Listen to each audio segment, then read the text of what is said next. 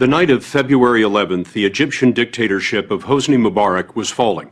More than 100,000 people filled Cairo's Tahrir Square in wild celebration. Among those in the crowd was our 60 Minutes colleague, correspondent Lara Logan.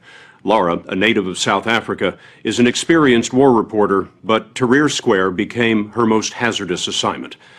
During the revolution, dozens of reporters were assaulted, often by agents of the regime. The night of the 11th, a mob turned on Lara and her 60 Minutes team and singled her out in a violent sexual assault. Since then, Lara has been recuperating with her husband and 2 children. Now, she's returning to work, and she's decided to tell the story of what happened just once here on our broadcast. She's speaking out, she tells us, to add her voice to those who confront sexual violence, to break what she calls the code of silence. Lara Logan arrived in Cairo at a moment of triumph for Egypt. She didn't imagine in the hours before midnight she would be fighting for her life. The story will continue in a moment.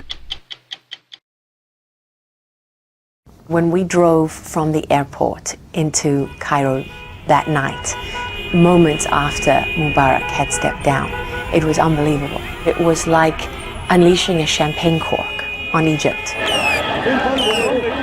I'm anxious to get to the square. I got to be there because this is a moment in history that you don't want to miss. What does it look like? It looks like a party.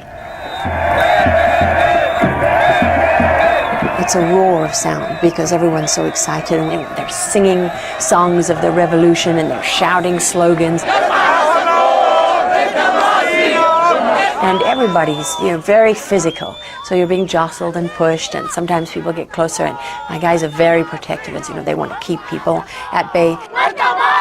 It was impossible not to get caught up in the moment, which was a real moment of celebration. Tell me about your team. Our producer was Max McClellan. My cameraman was Richard Butler. Baha works for us. We had a local fixer, Baha, whose job was to bridge the divide for us as foreigners.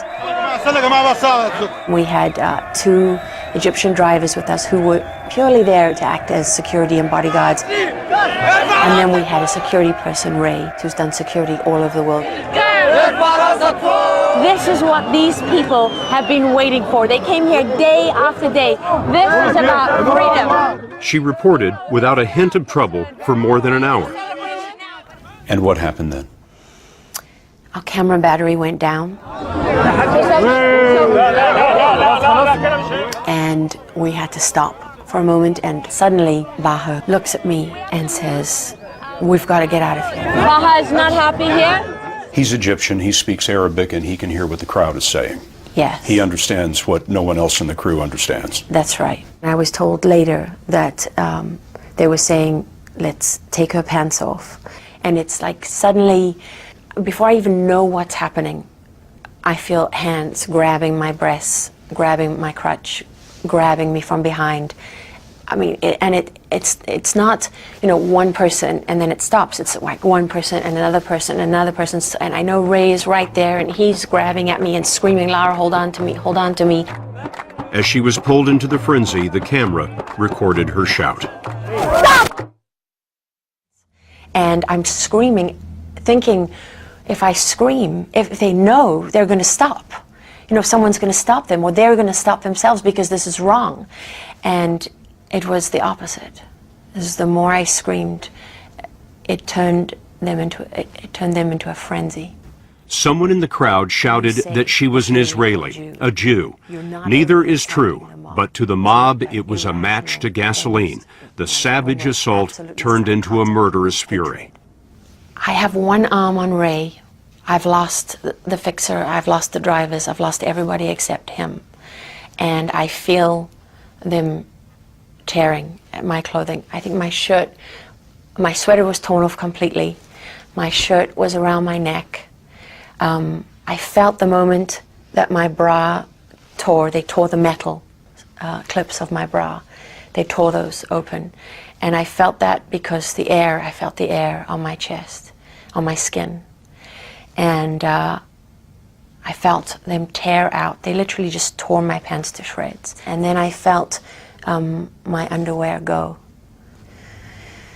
And I remember looking up, when my clothes gave way, I remember looking up and seeing them taking pictures with their cell phones, the flashes of their cell phone cameras. Ray reported that he found himself with the sleeve of your jacket in his hand. It had been completely ripped from the rest of the jacket. I felt at that moment that Ray was my only hope of survival. You know, he was looking at me and I could see his face, and we had a sea of people between us, obviously tearing at both of us, beating us. I didn't even know that they were beating me with flagpoles and sticks and things, because I couldn't even feel that, because I think of the sexual assault was all I could feel, was their hands raping me over and over and over again. Raping you with their hands? Yeah. Non-stop? No, from the this whole front, time. from the back. And I didn't know if I could hold on to Ray. When I'm holding on to him, I didn't want to let go of him. I thought I was going to die if I lost hold of him. But in that moment, Ray, a former Special Forces soldier, was torn away. When I lost Ray, I thought that was the end. It was like all the adrenaline left my body. Because I knew in his face, when he lost me, he thought I was going to die. They were tearing my body in every direction at this point, tearing my muscles. And they were trying to tear off chunks of my scalp. They had my head in different directions. Pulling at your hair? Oh yeah, and not trying to pull out my hair, holding big wads of it, literally trying to tear my scalp off my skull. And I thought, when I thought I'm going to die here, and my next thought was, I can't believe I just let them kill me. That was as much fight as I had, that I just gave in, and I gave up on my children so easily. How could you do that? Your daughter and your son are 1 and 2 years old. I had to fight for them, and that's when I said, okay, it's about staying alive now. I have to just surrender to the sexual assault. What more can they do now? They're inside you, everywhere. So the only thing left to fight for was my life.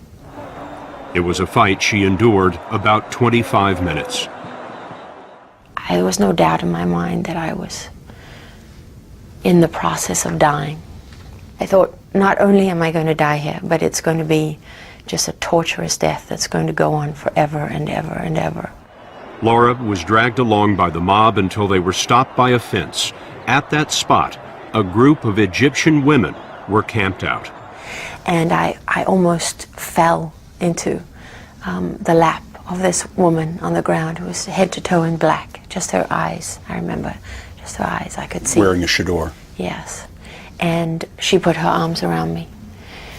And oh my God, I can't tell you what that moment was like for me. I wasn't safe yet, because the mob was still trying to get at me. But now it wasn't just about me anymore. It was about their women. And that was what saved me, I think. The women kind of closed ranks around me, and I remember 1 or 2, maybe 3 men standing with them, and the women were throwing water on the crowd, and they were pouring water over me because I couldn't breathe. You know, I was rasping. By this time, her team had convinced a group of soldiers to go in after her. Finally, some soldiers fought their way through the crowd with batons, beating the mob back. And that was the moment I thought, I have a chance to get out of here alive. And I grabbed the first soldier and I did not let him go. Boy, I was not letting go of him. And I'm screaming and hysterical. I'm like a wild thing at this point. I mean, you imagine my hair is everywhere because they've tried to tear my scalp to pieces. My clothes are shredded. I'm filthy, black with dirt from going down into the filth. The soldiers took you out of there? That one soldier that I was holding on to, he threw me over his back. And they still had to beat the mob back to get through it, back to the tank where they had more soldiers. What happened in that moment when you first were reunited with the rest of the crew? I remember, Max, going down on his knees in front of me, and he said, "I'm so sorry. I'm so sorry." By the time producer Max McClellan saw Laura, she was in the arms of one of the drivers, dangling as if her legs were broken. She looked like a rag doll. She looked completely limp. She looked like someone who was physically, emotionally, and mentally spent, overwhelmed. The soldiers drove Laura and her 60 Minutes team back to their hotel, where a doctor examined her. She was basically sore everywhere, head to toe. It was like she had been through some sort of grinder. The next morning, Max and Laura flew back to the U.S. When you landed in Washington, you didn't go home. You went straight to the hospital. And I stayed there for 4 days, which was hard. My muscles were so unbelievably sore because they were literally stretched from the mob trying to tear my limbs off my body. My joints, every joint in my body was distended. And then the more intimate injuries, the tearing inside, and the mark of their hands, their fingers, all over my body. Cuts and everything you could imagine, but no broken bones. Tell me about that moment when you saw your children again. I felt like I'd been given a second chance that I didn't deserve. And because I did that to them, I came so close to leaving them, to abandoning them. Do you feel like you're healing now? Oh, definitely. I'm so much stronger. That night, her attackers faded away into the crowd. It's not likely anyone involved will be brought to justice. We may never know with certainty whether the regime was targeting a reporter or whether it was simply and savagely a criminal mob. It is true that in Egypt in particular, sexual harassment and violence are common. I had no idea how endemic, that it is so rife, so widespread, that so many Egyptian men admit to sexually harassing women and think it's completely acceptable, in fact blame the women for it. Why are you telling this story now? One thing that I'm extremely proud of, that I didn't intend, is when my female colleagues stood up and said that I'd broken the silence on what all of us have experienced but never talk about. What did they mean by that? That women never complain about incidents of sexual violence because you don't want someone to say, well, women shouldn't be out there. But I think there are a lot of women who experience these kind of things as journalists, and they don't want it to stop them from doing their job because they do it for the same reasons as me. They're committed to what they do. They're not adrenaline junkies. They're not glory hounds. They do it because they believe in being journalists. Go to 60minutesovertime.com to hear from Lara Logan how strangers, students, and the president have shown their support. Sponsored by Lyrica.